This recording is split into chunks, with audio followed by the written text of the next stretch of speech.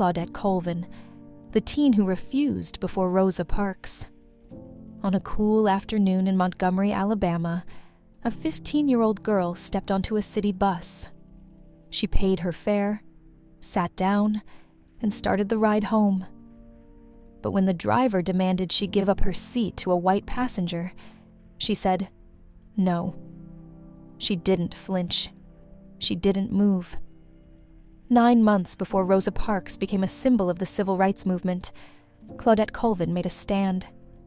This is the story of the teenage girl whose courage helped spark a revolution. Early life. Claudette Colvin was born in 1939 in Montgomery, Alabama.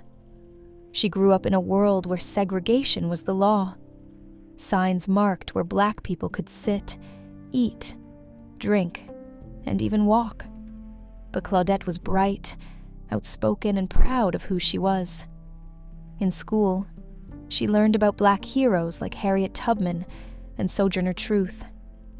She learned about the U.S. Constitution and how it promised equal rights to all citizens. Even at 15, she understood something many adults were too afraid to say out loud. Jim Crow was wrong. The bus ride. On March 2nd, 1955, Claudette and her classmates boarded a segregated city bus on her way home from school. Her mind filled with what she'd been learning during Negro History Week.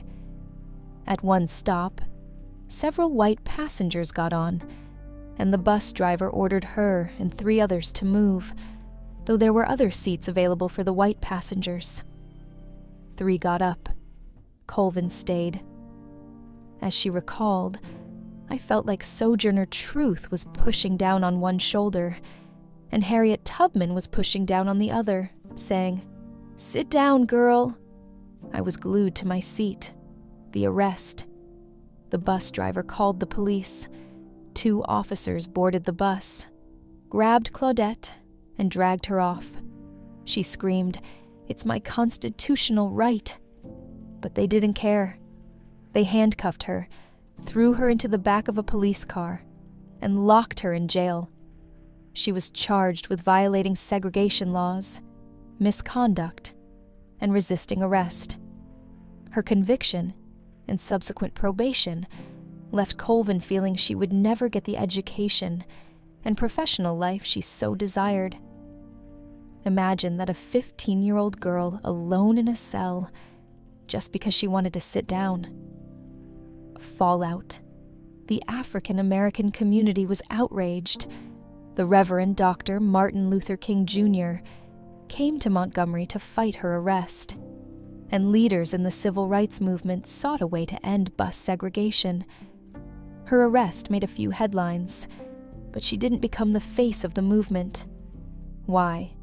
Because Claudette was young, poor, and later became pregnant, and civil rights leaders feared the media would attack her character.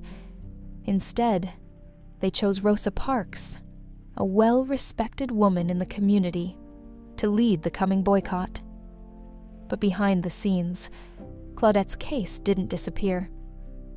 She became one of the key plaintiffs in Browder versus Gayle, the lawsuit that ended bus segregation in Montgomery. History behind the scenes. In 1956, Browder versus Gayle reached the U.S. Supreme Court. The court ruled that segregated buses were unconstitutional. Claudette Colvin's courage helped change the law of the land, but for years, her story was overlooked. She moved to New York and worked quietly as a nurse's aide, living her life out of the spotlight. Legacy.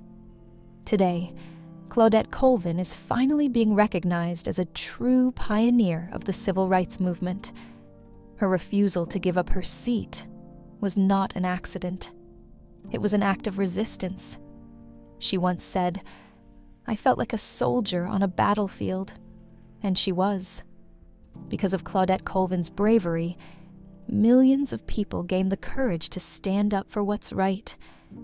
This is the power of a single voice, even when it comes from a 15-year-old girl